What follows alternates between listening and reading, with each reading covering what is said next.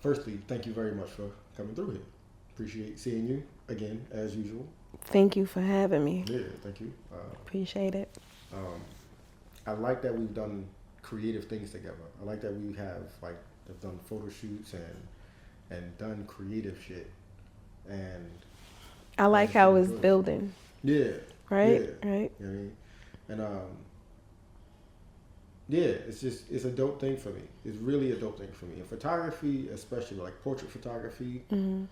for me is significant because I know that it requires a vulnerability on the subject's part that it doesn't require as much on my part. You know what I mean? Especially if you're Definitely. not a model that's trying to be a model and trying to be photographed all the Right. time, and you know what I mean. So like this is I just really appreciate it. I dig it. You know what I mean? And I think it's dope that it's been so rewarding and it's not been weird.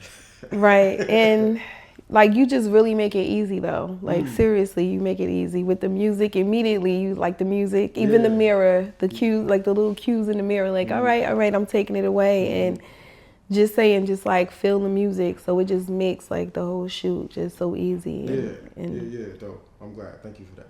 yeah, I enjoy it. Yeah. I enjoy it, and I feel pressure every time, but good pressure. Like, all right, what are we gonna create now? Okay. Like, I don't even know.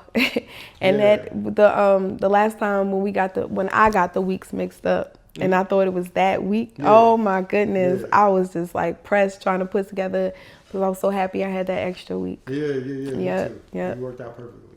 Perfectly.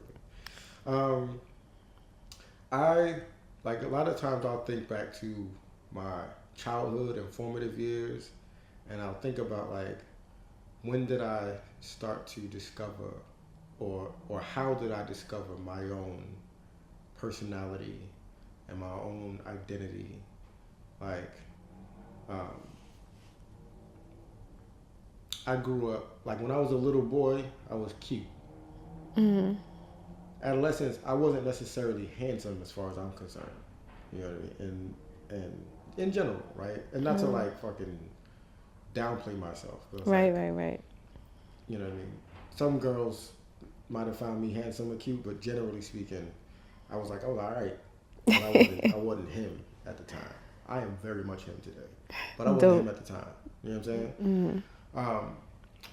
But it really helped to highlight for me more like my personality and intellect and curiosities and socially, like, you know what I mean, what was my contribution, you know what I mean, like am I funny, am I compassionate, am I intellectual, like, I mean, all these things, right?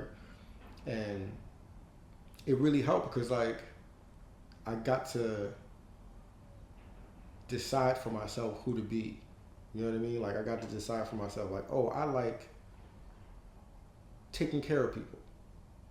I like being like the protector, provider, host guy. You know what I mean? Like in my friendships, in a group setting, in my house, outside, like, you know what I mean? I'm not here to be I'm not here to like for the light to shine on me. I'm here for like to make Right. sure everybody else stands in their own light. You know what I mean? Because like then we all have a much better time. Absolutely. You know what I mean? So like I remember like my friends would come over like in like junior high school or high school, like after school, somebody come over and I'm like, all right, I'll make y'all Italian cheeseburgers or something. And it's like I just really enjoy like creating that type of experience and environment. You know what I mean? What do you remember as like as you think back to your younger years, childhood, adolescence, like what was your personality like?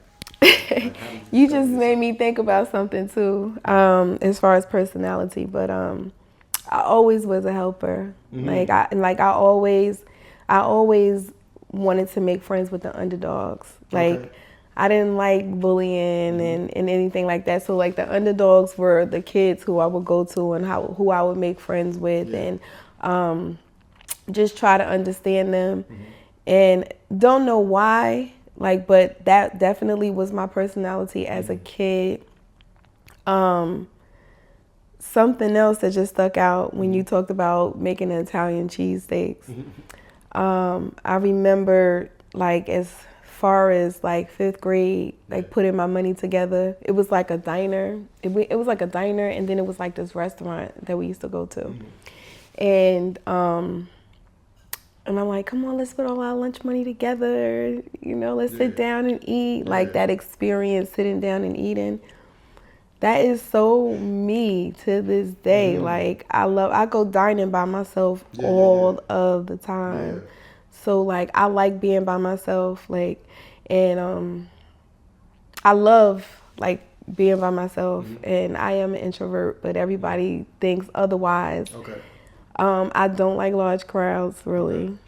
I've always been like that. Like I'm the one like, come over my house, come on. Like, cause I couldn't go to anybody's house. My mother was not letting me go to anyone's house. So it was like, come over my house.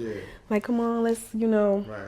But small intimate settings. And I still love like small intimate settings. I still love having company at my house. Like, like all of my house, like all of my houses that I've ever lived in, my homes I've ever lived in, it doesn't matter how big or how small they were. Everybody wanted to be there because it felt like home. And like I've been like that since I was a kid. Have you always lived in Jersey? I have up until 3 years ago. Okay. But I was born and raised in Jersey. I'm from Jersey City. Yeah. So yeah.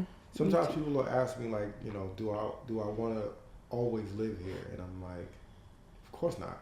Like right now, this is kind of like the vibration that I'm on. Right. Like I like the pace. I like the action. I like the accessibility. I like the creativity. Like the creativity part is slept on.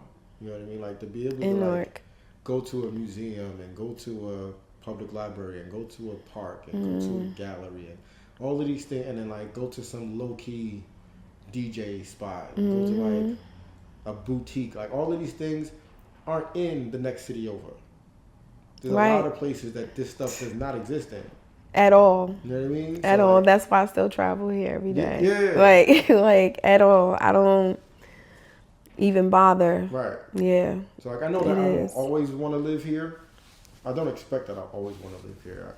But the way I see it now is like as I get older, I'll just want to be a global resident.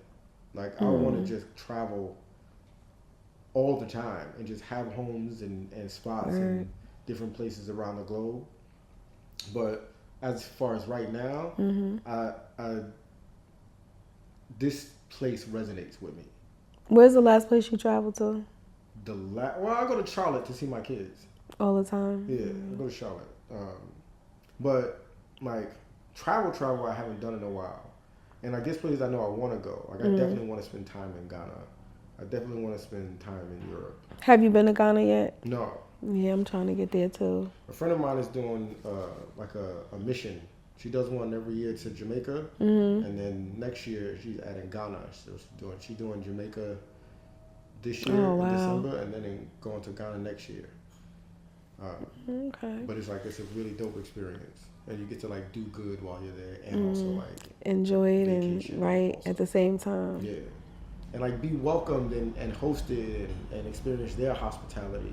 It's like it's not like you just going to stay at a resort and drink margaritas. Right. You know, you go to like actually engage people and make new connections and learn. To me, if you don't see the natives or interact with the natives when you go to different countries, then you really not on vacation. You're not traveling. It's not. Yeah, it's not like right. I'm always looking for the natives. I'm like, hey, what's up? Where the food? Where the best food at? Yeah. The best food is always the cheapest. And like always in some hole in the wall. Yeah. Or if at all in a restaurant. Sometimes. Or if at all in the restaurant. Yes. You know what I mean? Yes. Like, I don't need to be at an establishment at all. Nope. You know? Nope. I've done that in the Bahamas. Yeah. My mother knew the whole island because she traveled here so much. Yeah. And we went to the woman who owned the villas we stayed in. We went to her house. She like had a mini mansion. Invited us over to dinner. She loved my mom. Yeah, my friend Steve's family has like property, like beachfront property in Jamaica. So like he's actually about to go out there, for a little while, and he talks about how like it's just as far as he's concerned, like if he's going to Jamaica, he's staying on like the family property. Right. You know right. And yeah, resorts are overrated. Yeah, like I feel like they were for the 80s. Yeah, they're really overrated. Yeah. Like me, I'm always looking for a house. I'm like, yeah, I'm looking for a house. But you know, some of my friends like, well, I work and I don't want to have to cook or any of that. I'm like, but they have cooks and they have maids, and it be like, believe it or not, it's inexpensive. It's not expensive as people think they are.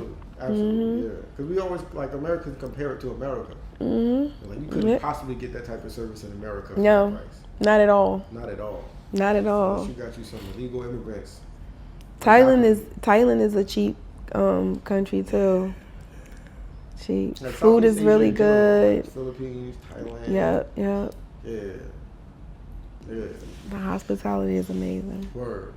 So let me ask you this: like, if you take away anything that's related to work, what are you good at?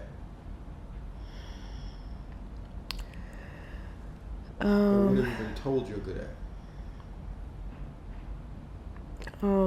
Helping people. Helping people. Just a good friend. Like a good sister. A good person. Like just a good person. Don't judge people. You know, and that goes back to like the whole underdog thing. So, you know, right now, you know.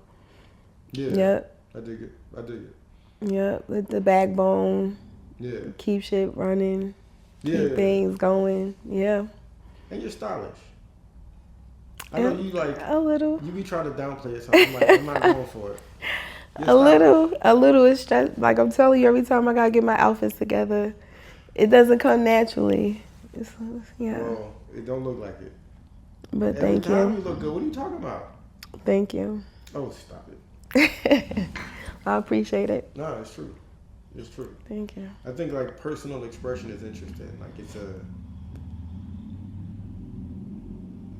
it's one thing for other people to like how you look. It's another thing to like how you look, and other people are just a bonus. You know what I mean? Right. Like some people don't necessarily like how they look when they put together an outfit. It's just for the utility. Right. You know what I mean? That's just not their thing. So, but like when you look at yourself and you're like, yeah, I like that. Yep, that's and now it. The world can see it too. That's the one. And they get to like it too. You know what I mean? True. Yeah. Where would you say you get your sense of style from? My mother. Yeah. Yep. She's been like, if you see all my little girl's pictures, I got on a dress. Yeah. I'm dressed like she had me dressed to the T. My mom always, like, everybody, I watch people compliment her, and she just loved the shop. She loved clothes. Like she was a friend whose house you came to and you look through the closet and be like, can I get this? Can I get that? So I'm that friend now. Okay. Okay. And I give it away freely because like, you know, to me, like clothes, it goes in and goes out of style, you know. So I'm like, hey, you want it? Go ahead. Yeah. You know. So yeah, my mom for sure, and my dad. My dad wore 3-piece suits and fedoras. Yep, that was his thing. Dope. Yep. So. Very dope. Forgot about that. Yeah. Him too. Is your family from like America, from the Caribbean, from Africa? We're from America. You're from America, like from the South. So my mom was raised up here. I was raised up here. My grandmother's from Georgia. My grandfather's from Alabama. Okay. Yeah, and then my father's from North Carolina. Okay. Yeah, my mom was from South Carolina and my father was from Alabama. What part of Alabama? It's called Abbeville. Small town. I'm sure my family knows. Yeah. I haven't been there. I went down there. We from Mobile. Oh, okay. Yeah, you from the city. Yeah. Yeah. Mobile. You been down there lately? I've never gone down there. No? I gotta go. Okay. Yeah. What about Mobile and Birmingham? Birmingham is by Mobile too, right? I think so. Yeah. So I never met any of my grandmother family from down south. I know all of my stepdad's family. Okay. And that's it. My grandfather's family. But I never been, like, they all moved to California. So I visited them in California. Yeah. One of my best childhood vacations ever. Yeah. Cali, yep. So, but South, my stepdad family is who, and they're from Virginia, a little country town called Bremo Bluff. Called Bruno Bluff? Bremo Bluff. Bremo Bluff. I'm putting it on the map right now. I like it.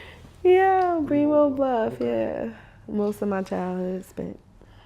So I'm a fan of comedy. Like, I like comedy, but I'm also a fan of it. Have you been to any of my shows? No. No, I've had your shows on my calendar to go to. Oh my goodness.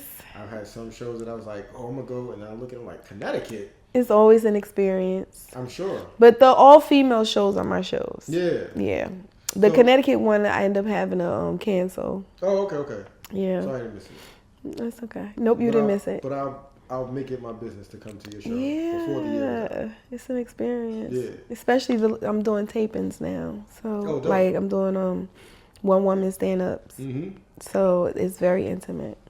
Tell me about how you got into producing comedy. So,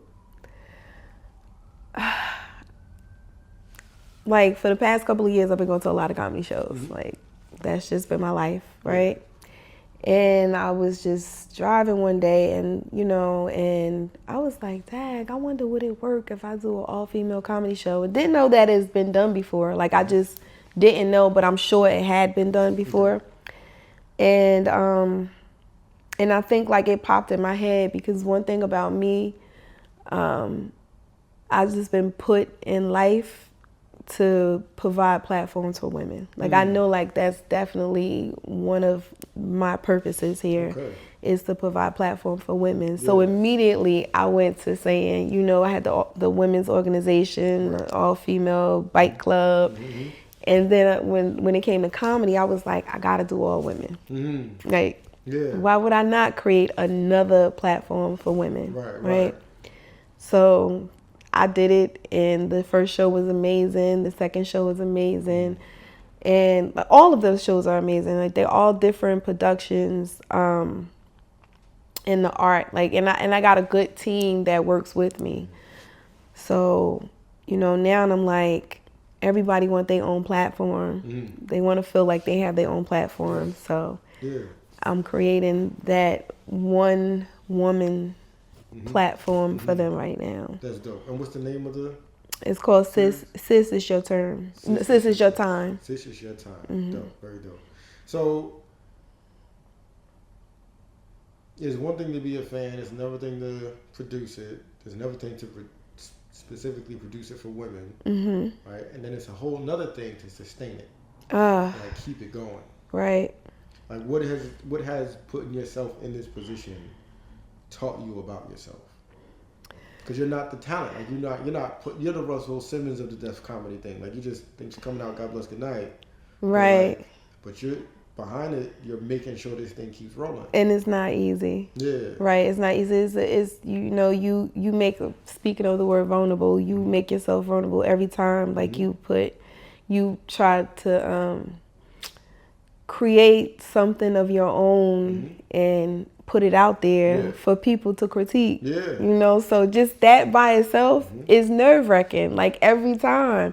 And it don't matter how many times I've been doing events for I don't know how long, and every time that feeling comes in. Yeah. So but the laughter, the smiles, the comedians, the women, their reaction means more to me than anybody else in the room. Word.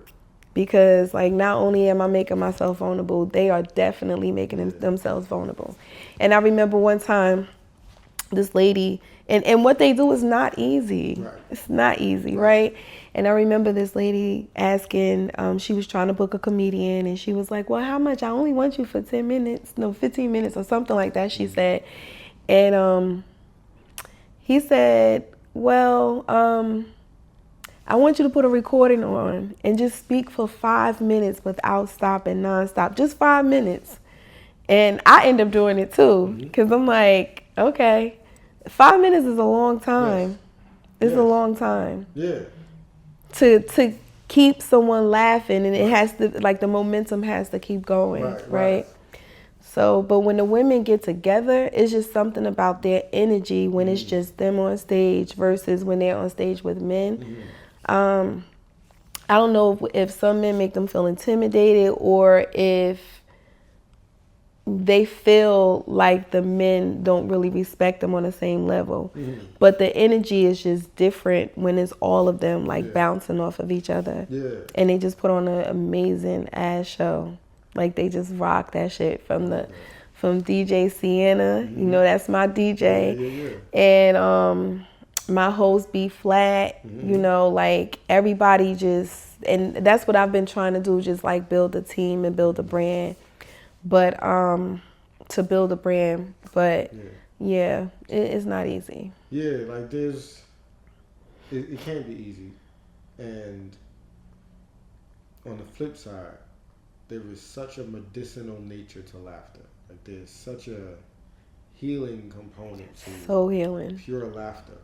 So healing. Especially if you're in a room of laughter, like you're laughing and other people's laughter makes you laugh, and it's like there's something that's being done. Like, you know, you already spoke to this, but it's like what that environment does for the comedians, because that's the first group that you're serving. Absolutely. Right? Even though the patrons are the ones that buy the tickets, you're serving the comedians first. Absolutely. And then by extension, they're serving the audience. Yeah. Right? But like being in a space where, I don't know, it's like laughter is taken for granted. I feel like laughter and hugs are taken for granted. It is. It's like we really don't appreciate how medicinal they are. That's the first thing I'm trying to do. Like today, I visited my sister's school and I gave everybody a hug. Like they was like, "Oh, you're her sister," you know. Just yeah, it's medicine. It's truly medicine. It really is, especially laughter. Do you have favorites? Like not necessarily like who you booked, but in general, like favorite comedians that you like, men or women. Let's start with the women. Oh man, I already mentioned B Flat. I like her. Monique. Monique Latisse. Okay. Not Monique. Monique Latisse. Okay. Copy. Mugga. I really like all of them. Like they all have a different style. They all come with like a different swag. But just to name a few, those my faves. Anybody, you know who I like? You know who is funny as hell, and I think she's so underrated funny. What's her name? Tashina Arnold. Oh yeah. Oh my God, she funny as hell. Like if you just watch her humor, like really zone in on her humor, even in like the movies, like she's on the movies and the shows, she's funny to me. Yeah, you know Everybody Hates Chris. Like she's my favorite character and Everybody Hates Chris. Okay, yeah. You know what I like about her from like what I've seen, particularly from like TV shows? She tries shit. Yeah. Like you can tell. You can tell some of that. That's some of her shit. Yes, absolutely. That right there. That's like an artiste. That is an artist. I'm telling you. Like when you just write, you know. I know comedians who never write down jokes. They remember all of their jokes. They don't know what they're gonna say when they go on stage. They just go for it. Have you ever thought about trying it? Or No. No. Mm-mm. Would you? Mm-mm. No, it's not my thing. I wouldn't even. Yeah, no. Okay. That's not my calling. Gotcha. My calling is bringing them together. Yeah, I dig it. Yep. I dig it, truly. Bringing them together. Yeah, that's dope. So, all right. As a young adult, right? Let's talk about parenthood, right? So, you know, you have children. I'm really mindful for me. Like having children taught me what tough actually is. Like I thought I was tough before I had children. Then I had children. I realized like, oh no. Tough is a completely other thing. You know what I mean? Right. And also realized like my capacity for love is elastic, because like children give you a completely different relationship than spouse, than friend, than relative. It's just so very different, because like as babies, they're not. It's not an exchange. Right. Like you love them for some mysterious connection. That's it. And you like, love them for life. Yeah, and they're to awesome. Death do y'all part. Yeah. Like it don't matter. No.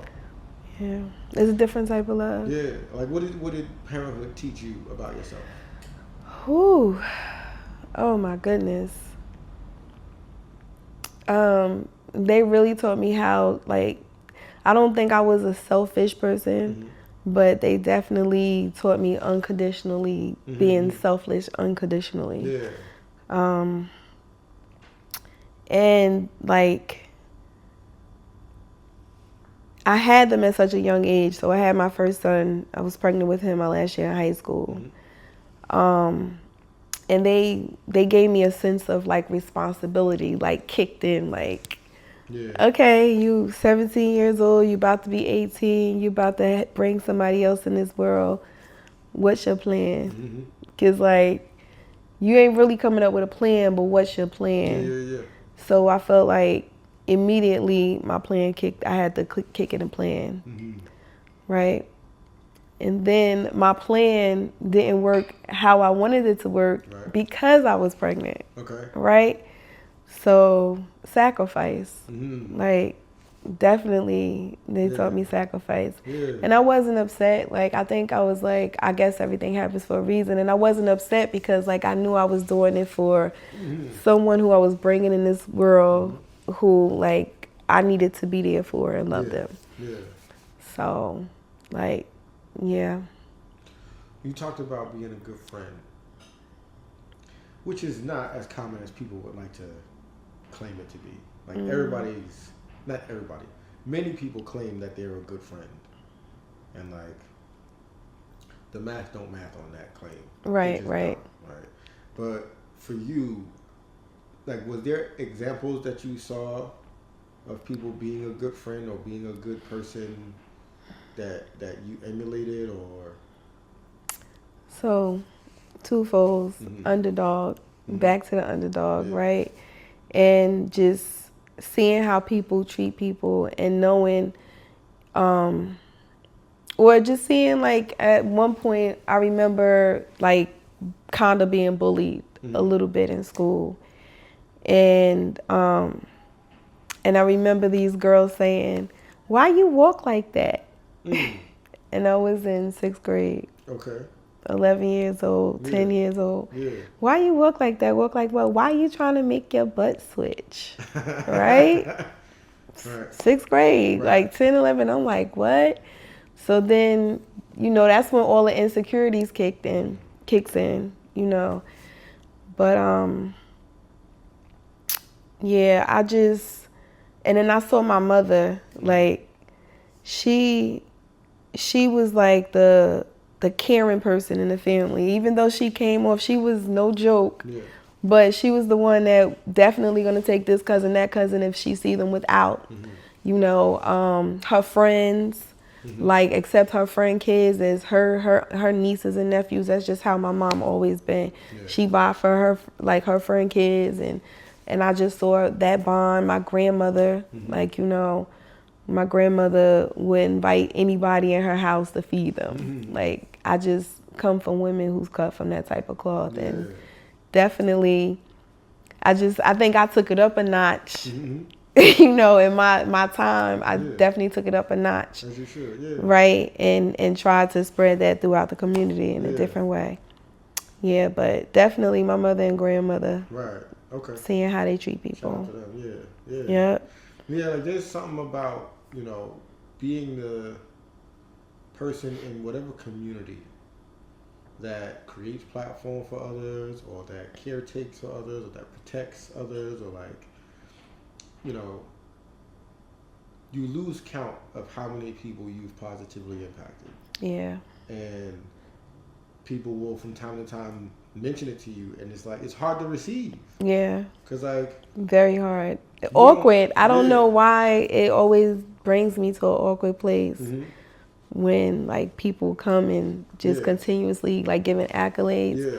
because eventually it feels good when you walk away like that felt good, Mm-hmm. but at the time, like in that space, Mm-hmm. is a sense of awkwardness. Yeah, because you're never looking at you when you're doing this work. Right. And then they stop you and make you look at yourself. Right. You know what I mean? It's like, I'm not the show. Right. I don't want to be the else. show. You know Yep. what I mean?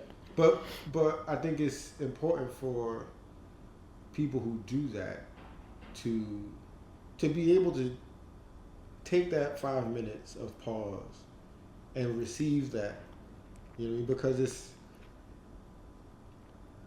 as much as it is who you are, Mm-hmm. and who you choose to be and who you want to be and prefer to be.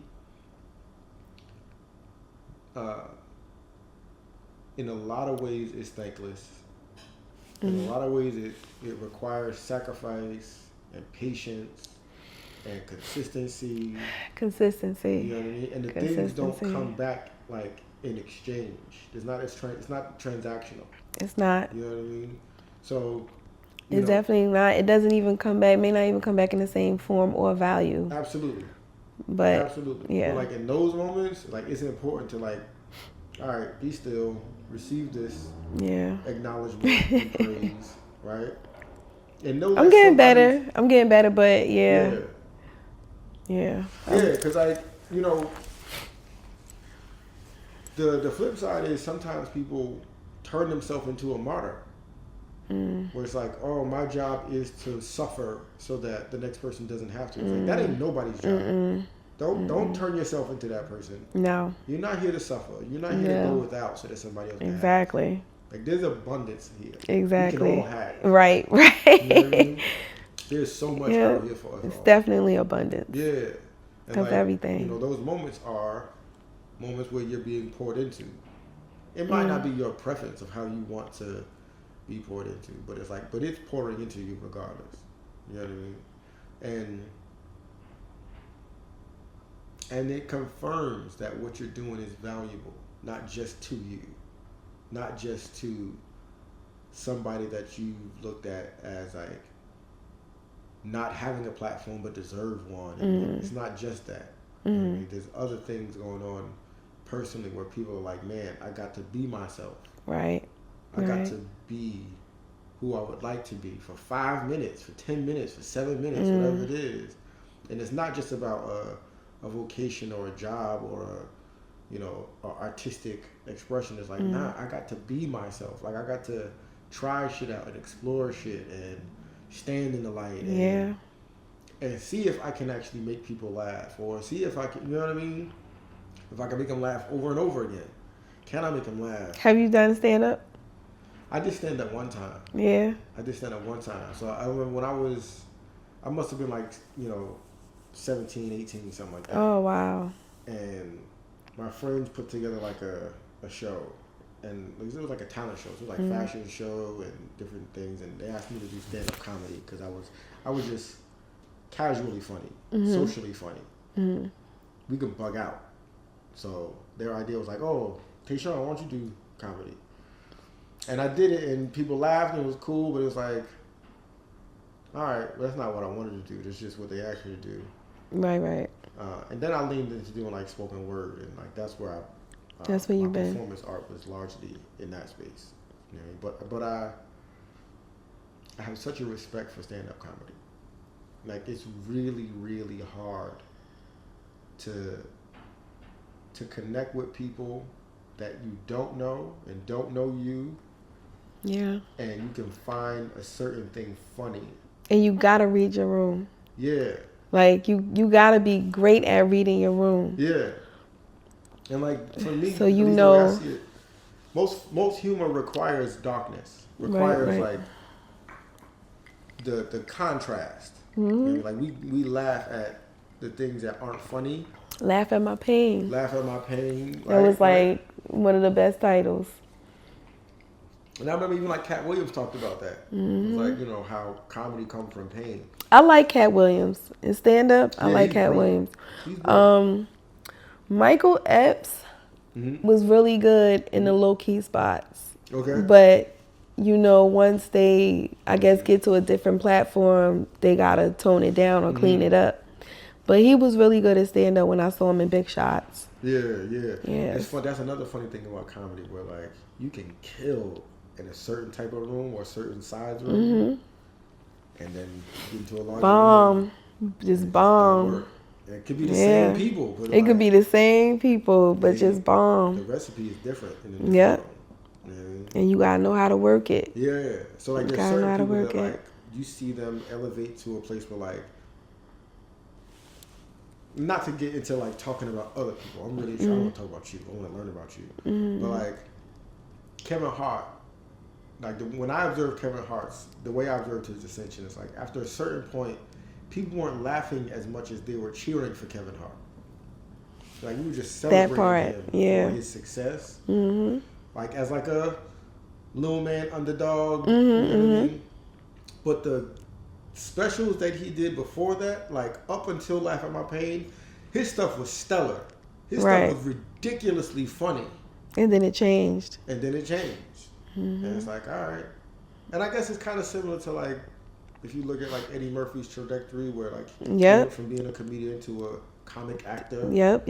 And Had to tone it down. Into different audiences. And you know what's funny? I remember I used to work at a British-owned company in New York, ad agency. And then one day we was like sitting around bugging out, and I was showing some of the guys Bernie Mac, Kings of Comedy, and they just didn't get it. Couldn't get it. They didn't see why it was funny. Right. Like yeah. Why would that even be funny? I see that a lot though. I see, you know, people. Everybody have like a different style. Like people have different styles. Some people have similar styles. Like you have comedians that they'll be like, oh, don't put these two comedians on the same show because they got the similar style. You know, you want to give you know, different styles. But I've seen like some comedians, some people just don't find funny at all. And then there's some comedians that people are like, how do you find them funny? Like, you know, like they just funny as hell. And then some, you know, so I think it's it depends on what you acquire. When it comes to some people have dark humor. Some people don't. Some people want to hear sex jokes the whole show. And then some people really want to hear a joke. Like, you know, create a joke. So, but it's always good when you let them drink. Because people just aren't as critical. No, they're not as critical. They're like, oh, all right, he funny. I'm going to laugh. He funny. But when they sober or when they waiting for food, forget about it. They don't care about I don't care how funny you are. Where's my food? So, it's a tough business. And I just, you know, I've been around it heavy for the past almost 10 years. And it's like, wow. You know, it's just like, wow, just seeing a lot of moving parts, a lot of backstabbing, you know, it's the good and the bad, a lot of joke stealing, and that's the thing about like being in these creative spaces, because it applies across all creative environments and disciplines where like everybody wants to succeed. Like, nobody's truly doing this for themselves, even if they say they are. Because you could just do it at home. If you really wanted to just do it for yourself, you ain't got to go nowhere. You know what I mean? But the second you decide to step outside, jump off the porch, it's like, okay, you want confirmation and acknowledgement, and you want somebody else to say it's good. And it's like, all right, well, for some people, they're just chasing that so much that the people said that was good, so I'm going to go do that in the next room. You know what I mean? And then I go do that in the next room, and those people be like, all right, when you want to get started? Yeah. Yeah. But it's just this weird mix between like the art and creativity and the pursuit of success. But like people just don't want to fall and they don't want to lose and they don't want to fail. They don't wanna struggle for it. They just want the claps. They just want the laughs. That's it. And it's like, but nobody who's ascended to the highest heights didn't have to crawl there in some way. They were in all those rooms. Yeah. They were in all those rooms. Some made it out of the room, some didn't. Yeah, it's like... And for different reasons. I remember Don Cheadle was talking about acting. He was like, sometimes people will be like, man, I want to be an actor. And he's like, all right, we'll just act.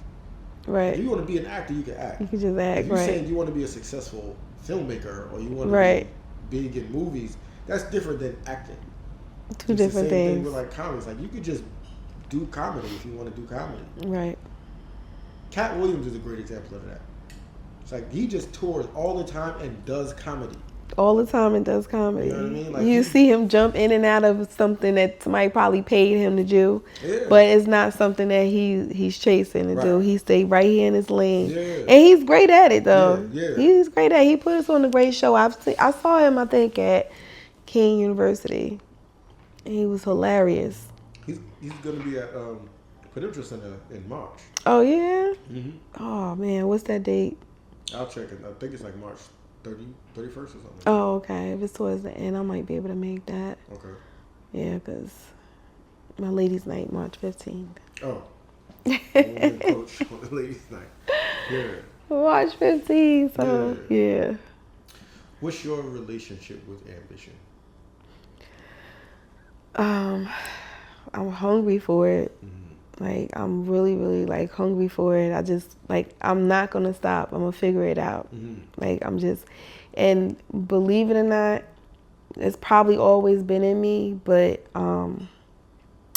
being an educator and the kids, like, I know the kids used to always say they're thankful for me. Like, thankful.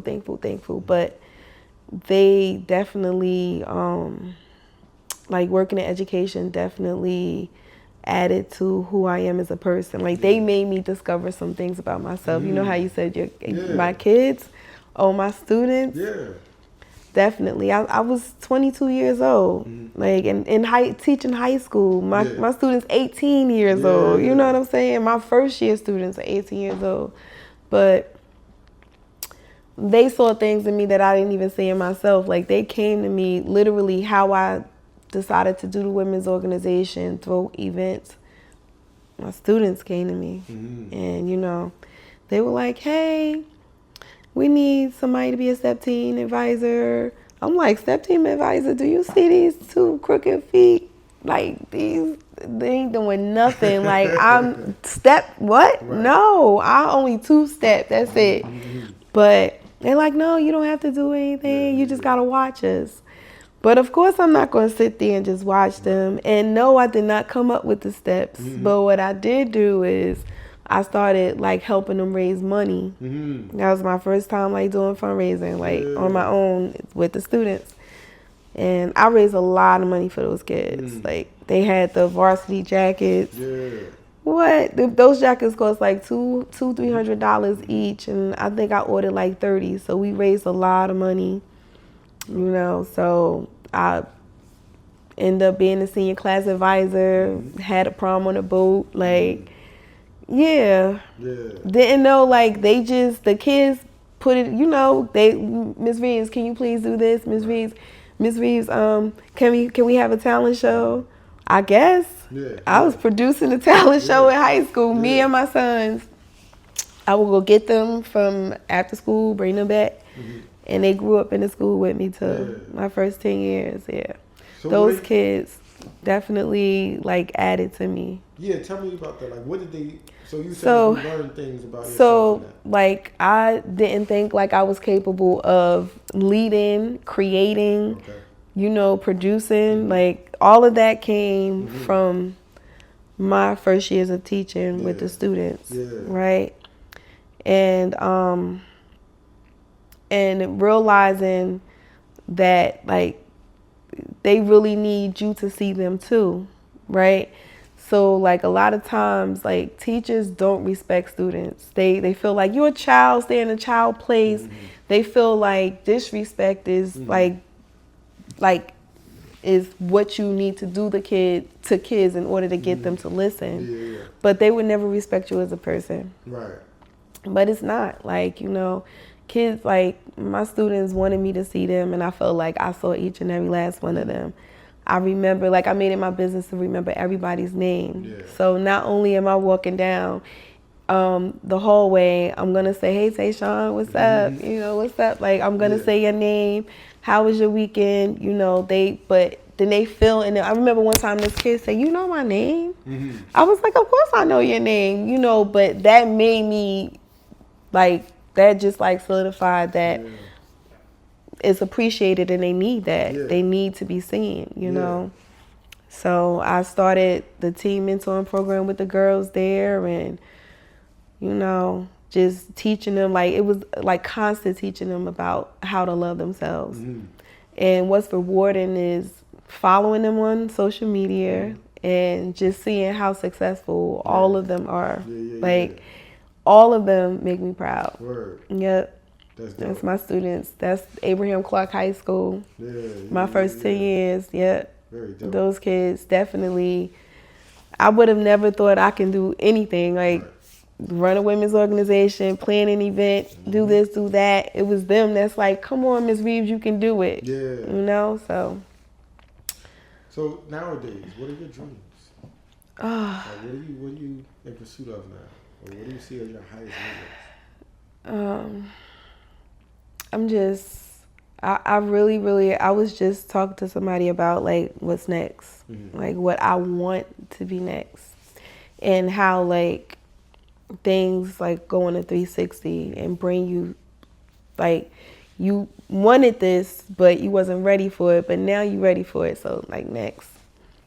But, I really wish, like, I can run my own center, like, women's center. Okay. That's it. Like, retire from education and do that. Like, that's where my mind is at right now. And I was just talking to, like, so I do, I help, like, I register businesses. Like, I do that on the side. Okay. And so I'm helping this organization, and she's like, "Oh, I got you." Like, "Oh, what?" Yeah. See, it was meant, like, it was just like a whole, like, damn, there's a higher being. Yeah, like, for sure. Yes, like, For it was one of those moments. Yeah, it's interesting. Like, there is in society, there's just such a prevalence of limited self-beliefs. Like, we create so many ceilings for, like, what's possible, and so many walls and barriers, and it's like these things only exist because we created them. We created them. You're right. But, like, if you would just be about what you want to be about, you would find that there's so much cooperation for you. Like, people will voluntarily be like, "Oh, I couldn't help you do that," and not because that's what they want to do as their life's work. They want to rock with you. Right. Like, they see you doing what you're doing, and they want to rock with you. Like, I see it all the time. Like, people just want to either make themselves available or make their resources available. And it's like if you're doing the work earnestly and consistently, to the people that are, right-hearted around you, it feels like it would be a shame if you don't get it across the goal line. You know what I mean? Right. Like, it's worthy. It's super worthy, And it takes so much courage. It takes so much courage and bravery to do a thing that's not selfish. It feels good too. Yeah. It's just It's rewarding for sure. It's rewarding. Self-rewarding. But it takes courage, because it's like most people want. I remember my man told me this once. He was like, "You got to give people what they want, and then you can give them what you want them to have." Because, like, most times people aren't ready to receive. Right. And that's true. Another saying, similar to that is like you got to give people what they want, and then you can give them what they need. Right. Like you can't give people what they need first. Right. You gotta give them what they want. Right. So like you said, you gotta give them the food first. Yeah, give them the food. Yes. Then give them the medicine. Exactly. Exactly. Like, but right now, yes. my stomach is screaming at me. I need this food first. Yup. They don't want to hear nothing. Like what? But it takes courage to decide, I'm going to construct this thing, I'm going to create this environment, I'm going to create this platform, and I'm going to give people what they either aren't receiving or aren't receiving in enough supply. And because I know that this thing is valuable, like simply because I know this thing is valuable, these people are worthy, these people need the medicine, these kids need to be seen and respected and supported. That's a truth. You know it to be true. Absolutely. You know what I mean?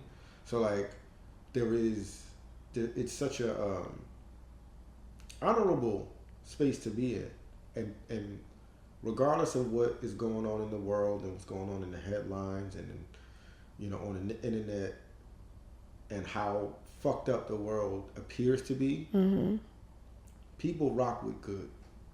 They do. People do. They just do. You know what I mean? And they will blow your socks off supporting your good work. You'll be like, what? You want to give me what? To do what? To do what I'm already doing? You know what I mean? Yeah. It's real. It's super real. And that's the thing. I think is my biggest challenge has been the resources. Yeah. And then I just did someone's business. Crazy story, but she connected me to the other lady that connected me to the other lady, but and she was like, sometimes you gotta put yourself in different rooms though. She was like, just not to say like you can't go in these rooms, but put yourself in different rooms, because maybe you just like limited yourself to the rooms that you're entering. So that was like just something that she said to me, during our conversation. Right. Because like we were talking about before, like sometimes you can make your own stuff small. You know what I mean? Because like you don't want to impose on people. You don't want to. I'm great at that. Yeah. It's bad though. It's bad. I'm not saying it's a good thing, but it's bad. Like, and on the flip side, like you often see people who will go into a room with their fucking head up and they're like, nah, I'm doing this thing and y'all should support it. And you're like, damn, you kind of aggressive, ain't you? Right. Like, well, yeah.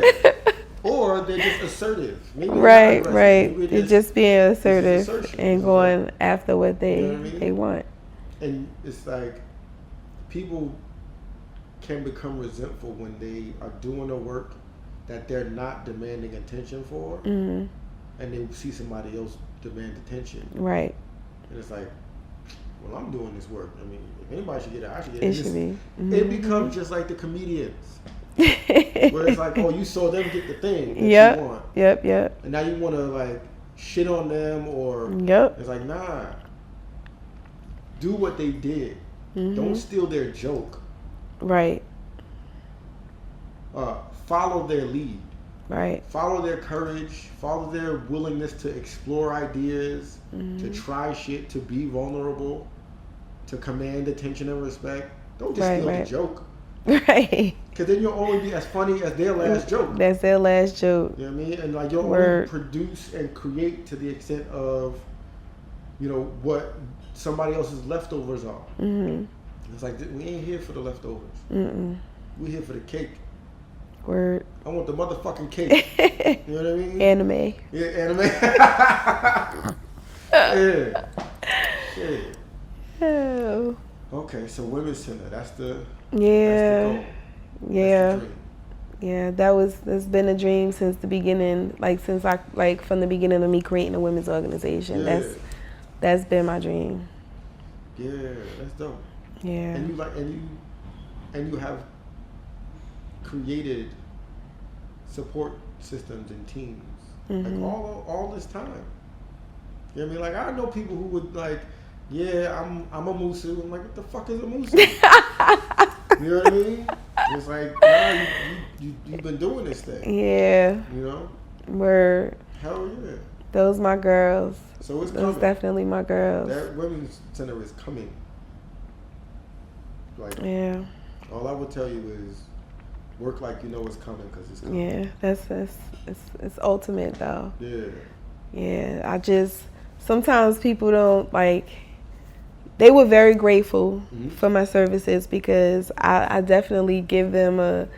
I'm trying to help a sister build her business discount. Yeah. You know, so and that's definitely just how I see it, right? But they thinking like I'm helping them, but they don't realize like they come and dropping jewels on me, helping me as well. Yeah. So, yep, that's what it's about. I'm curious about like not necessarily relationships, but just like the man-woman dynamic.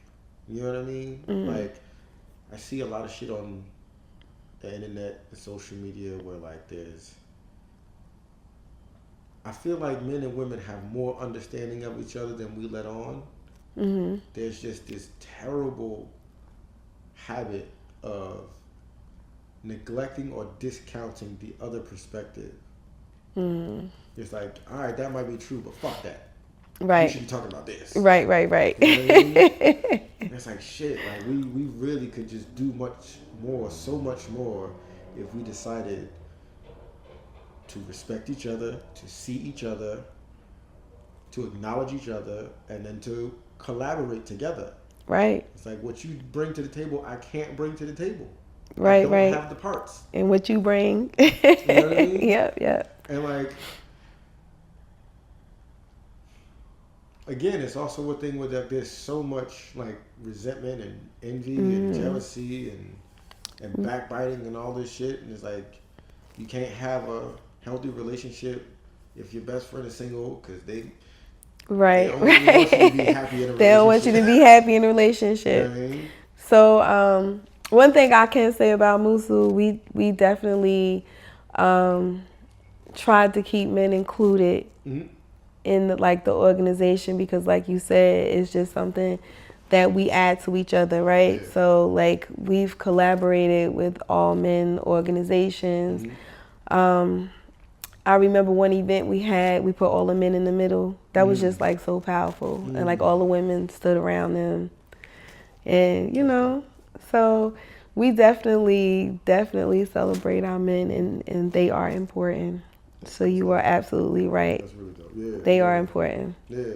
Yeah. Man, I believe in us, man.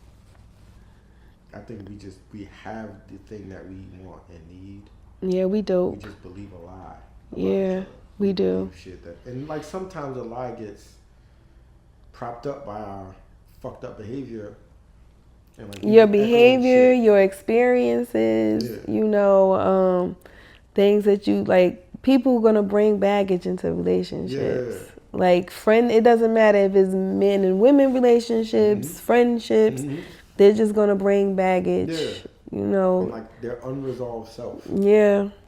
Like, and it just depends on like how much you allow it to affect your relationship and how much the other person gonna put up with the baggage that you coming with, right? Yeah. Like there's so much building, I would say, in the relationship when accountability is a priority. And like we talk about boundaries as like, you know, this is a line that I don't allow you to cross. And it's like, all right, that's not all that boundaries are. Right. Boundaries are also like, we agreed that we have these priorities and principles, and this is why we're friends. Right. If I see you being counter to that, I'm not gonna co-pilot your bullshit. Right. Like that's a boundary. Right. You can go off being a fuck motherfucker if you want to. Right. But I'm not gonna co-pilot that for you. You know what I mean? Word. And having that understanding is like, all right, it's encouraging. It's like, don't be a piece of shit under some false premise that you'll have so and so support. Right. You know what I mean? Right. Like, nah, be a good person. Just be a good person. Yeah, because like you would require me to be a piece of shit if I co-sign your being a piece of shit. Don't make me be that person and call yourself my friend. Yeah, And right. I won't do that to you. Either, right. You know right. what I mean? Right. Word. But like, there's Makes so sense. much power in like if we really just really rock with each other. Mm-hmm. You know, and like there's so much. I don't know, man. There's so much. Like really rock with each really other. Rock with each other. Yeah. You know. I don't know, man. I believe in us. We're gonna be alright. Mm-hmm. We're gonna be alright. Never giving up. Nah. Never giving up. Never giving up. Yeah. That's one thing I always say. Like, I'm never giving up on my people. Yeah, hell yeah. I'm with you on that one. Yep. Yeah. Thank you again, man. I really appreciate this. Likewise. Likewise. Yeah. Shout out to you. Big shout out to me. Big shout out to me.